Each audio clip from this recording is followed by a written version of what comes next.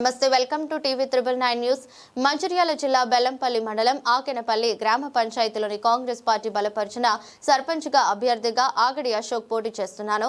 ఈ సందర్భంగా మాట్లాడుతూ మా గ్రామ పంచాయతీని ఆదర్శ గ్రామ పంచాయతీగా తీర్చిదిద్దుతానని హామీ ఇస్తున్నాము. మాకు అత్యధిక మెజారిటీతో గెలిపించాలని ప్రజలందరినీ కోరుకుంటున్నాం. ఈ కార్యక్రమంలో కాంగ్రెస్ నాయకులు పాల్గొన్నారు.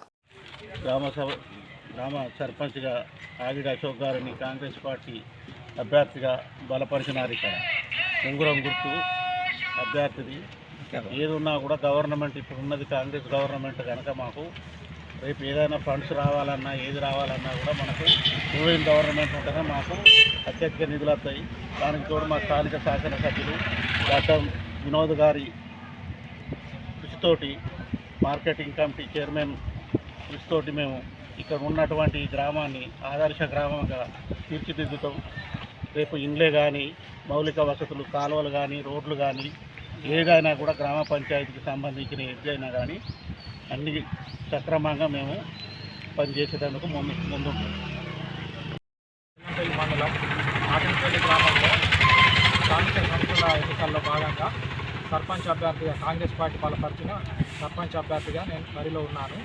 ప్రజలందరూ ఆశీర్వదించి యువతకు ఈసారి అవకాశం ఇవ్వాలని కోరుకుంటున్నాను.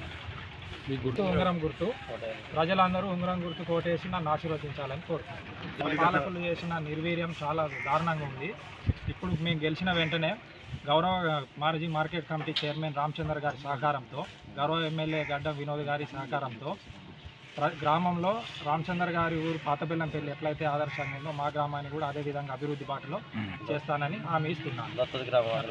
ఆకెనపల్లి గ్రామానికి కనీస రోడ్డు సౌకర్యం కూడా లేకుండా ఒకప్పుడు రామచంద్ర గారి సహకారంతో కొన్ని రోడ్లు కూడా వేసుకున్నాం. కాంగ్రెస్ పార్టీ అధికారంలోకి ప్రజలందరూ సహకరిస్తే అభివృద్ధిలో ముందడుగు చేయగలుగుతామని హామీ ఇస్తున్నాం.